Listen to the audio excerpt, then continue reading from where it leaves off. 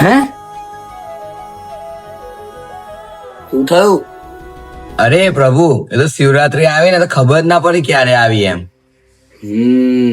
મહાદેવ છે જ એવા, ક્યારે આવે ક્યારે જાય કોઈને ખબર નહીં પડતી, પણ જયારે આવે ને તો લોકોના હૈયામાં ઉમંગ ઉઠી જાય છે. હા, આ તો તમે સાચું કીધું પ્રભુ, 100% વાત કરી તમે. હવે તને એક વાત ખબર છે? જયારે મારો જન્મ થયો હતો ને ત્યારે મહાદેવ